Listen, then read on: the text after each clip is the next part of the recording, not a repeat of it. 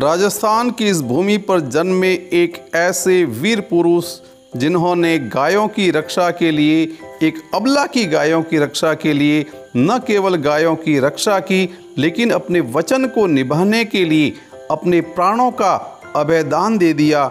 ऐसे वीर तेजाजी महाराज का जन्म भाद्र मास की शुक्ल पक्ष की 10वीं को विक्रम संवत 1130 को राजस्थान के नागौर जिले के खरनालिया गांव के अंदर एक जाट परिवार के अंदर हुआ था।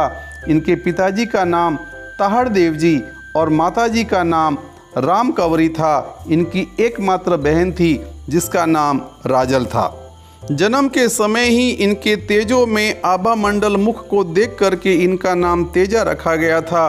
बचपन के अंदर इन्होंने घुड़सवारी, तलवारबाजी, धनुष विद्या वगैरह सीख ली थी। जब तेजाजी युवा हो गए तो जब भादो श्रावण के महीने में बरसात की बदलियाँ उमड़ घुमड़ करके आ गई और किसान लोग जब खेती करने के लिए जाने लगे तो इनकी माताजी ने भी इनको खेती करने के लिए जाने के लिए कहा। माँ की आज्ञा को मान करके तेजाजी जो हैं खेत के लिए रवाना होते हैं, लेकिन जाते जाते भाभी जी को कह करके जाते हैं कि भाभी जी मेरा भोजन टिफ़िन जो है वो थोड़ा समय पर लेकर के आना। लेकिन वहाँ पर भाभी जी को देर हो जाती है और देर होने के बाद में तेजाजी जो है भाभी जी को उल्हाना देते हैं कि भाभी जी आपने कितनी देर लगा दी। हालांकि इस बात की तरफ भाभी जी ने कोई ध्यान नहीं दिया, लेकिन जैसे ही वो टिफ़िन खोल करके बैठते हैं, रोटियां ठंडी होती हैं तो वो खाने से इनकार कर देते हैं कि भाभी जी ये ठंडी रोटियां मेरे से नहीं खाई जाएगी। और तब जा कर के भाभी जी को गुस्सा आ जाता है और कहते हैं होनी को कौन टाल सकता है।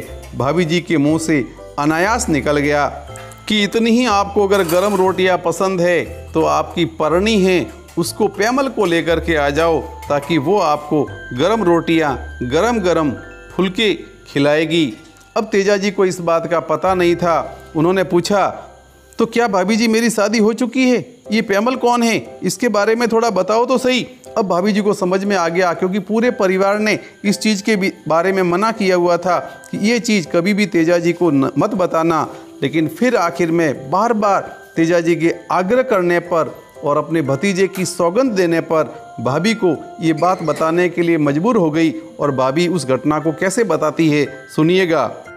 जब आप मात्र 9 के थे, आपके पिताजी परिवार सहित पुष्कर मेले में गए हुए थे। वहाँ पर आपकी शादी पनेरगा गांव की प्यामल बाईसा से हो चुकी है। हुआ ऐसे कि शादी होने के बाद में प्यामल बाईसा के जो मामा जी थे खाजूली काला, उनके साथ में आपके पिताजी की अनबन हो गई। दोनों के बीच में द्वंद्व हुआ और उसके अंदर आपके पिताजी के द्वारा उनके मामा जी की हत्या होने के बाद में आपकी जो सासू जी है, उन्होंने नाराज़गी के कारण अब प्यामल बाईसा को आपके यहाँ भेजने से मना कर दिया।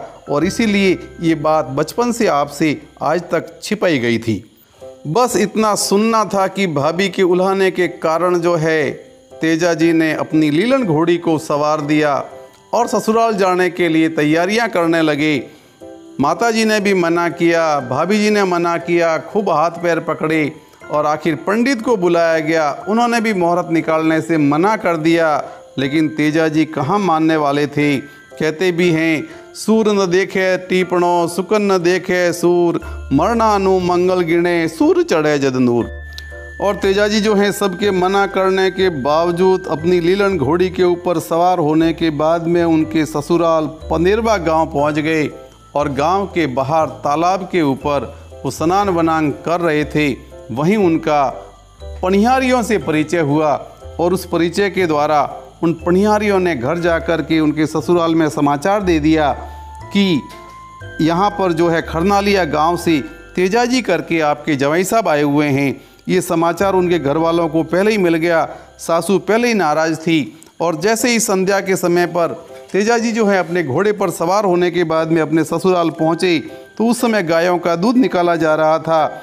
और तेजाजी के घोड़े के पदचापों को चुन करके और गाय भड़क गई, दूध ढुल गया और उसके परिणाम स्वरूप उनकी सासू ने कहा कि तेरे को काला नाग ने भी नहीं डसा कल मुहे। और उस प्रकार से बोल करके तेजाजी उनकी बात को सुन करके नाराज़ हो गए। वो वहाँ से जाने ही वाले थे, लेकिन फिर उनकी सालियों ने और पैमल ने उनसे विनती करके उनको मना करके वापस ले आए। वहाँ रुके, शाम का भोजन करने के बाद में अभी दोपहर का समय ही बीता होगा कि एक रोती बिलखती लाछा गुजरी वहाँ आई। हे तेजा जी, मेरे गायों की रक्षा करो, कुछ डकैत मेरी गायों को उठा करके लेकर के जा रहे हैं। तेजा जी ने बाहर आकर के कहा कि तुम्हारे इस गांव की ये कैसी परंपरा है कि तुम आए हुए मेहमानों के सामने जो हैं अपनी दरखास्त रखते हो। तब गुजरी ने कहा कि हे तेजा जी, तुम क्षत्रिय हो और क्षत्रियों का धर्म है कि तुम हमारी रक्षा करो, और अगर ऐसा नहीं कर सकते हो तो फिर ये ढाल, ये तलवार, ये सब उठा करके क्यों घूमते हो। इस प्रकार का ताना सुनने के बाद में तेजा जी से सहन नहीं हुआ और तेजा जी जो हैं लीडन घोड़ी पर सवार होने के बाद में उन डकैतों का पीछा करने के लिए रवाना होते हैं। उनको पैमल बहुत रोकती है, खूब प्रयास करती है, लेकिन वो रुकते हैं। अभी वो गांव से बाहर ही निकले थे कि आग के अंदर जलते हुए एक नाग को देखा और उन्होंने अपने भांडे की अणी से उस नाग को बाहर निकाला, लेकिन नाग इस बात से नाराज हो गया। नाग ने कहा कि अभी मेरी मुक्ति हो जाती, अब मैं जला हो चुका हूँ, मेरे पूरे बदन के अंदर आग लग रही है, तुमने ये कृत्य किया है, मैं आज तुमको डसूंगा। नाग की इस बात को सुन करके तेजा जी कहते हैं कि हे नाग देवता, मैंने तो आपके प्राण बचाने के लिए प्रयास किए थे, पर फिर भी अगर आप मुझे डसना ही चाहते हैं तो अभी तो मैं एक लाछा गुजरी की गायों को बचाने के लिए जा रहा हूँ। मैं इस खेजड़ी के वृक्ष की सौगंध खा करके कहता हूँ कि ये काम पूरा करने के बाद में गाय उसको सौंप करके मैं आपके सामने खुद ही उपस्थित हो जाऊंगा। नाग देवता उस समय वीर तेजा जी को वहां से जाने की अनुमति देते हैं। वीर तेजा जी उसके बाद में जो है गायों का पीछा करते हुए उन डकैतों के पास में जाते हैं। उनके बीच में भयंकर लड़ाई होती है, वो पूरी तरह से घायल हो जाते हैं, उसके शरीर का एक एक अंग लहूलुहान हो जाता है, लेकिन वो गायों को सुरक्षित ला करके लाछा गुजरी को सौंपते हैं और फिर लाछा गुजरी के वहाँ से सीधे के सीधे उस नाग देवता के बम्बी पर पहुँचते हैं और वहाँ जाकर के आह्वान करते हैं कि हे नाग देवता, मैं अपने वचनों का बंधा हुआ तेजा आपके सामने आकर के हाजिर हो गया हूँ। मैंने अपने वचन पूरे किए हैं, अब आप अपने भी वचन पूरे कीजिए। नाग देवता बाहर आने के बाद में देखते हैं कि पूरा खून से लथपथ शरीर तेजा जो है उनके सामने खड़ा है। ये देख कर के नाग देवता प्रसन्न हो जाते हैं और तेजा जी से कहते हैं कि जाओ, मैंने तुम्हें जीवन का अभय दान दे दिया। ये बात सुनकर के तेजा जी जो है अति क्रोधित हो जाते हैं। तेजा किसी के दिए हुए दान से जीवन को जीना स्वीकार नहीं करता। मैंने अपने वचन पूरे किए हैं, नाग देवता आप भी अपने वचन पूरे कीजिए, मुझे डसिए। और ये बात सुनकर के फिर नाग देवता कहते हैं, तेरे शरीर का कोई अंग ऐसा नहीं है जहाँ घाव नहीं है, आखिर मैं डसूं तो डसूं कहाँ पर। तब तेजा जी कहते हैं कि मेरी हाथ की हथेलियाँ और जीभ अभी भी ऐसी है जहाँ घाव नहीं है।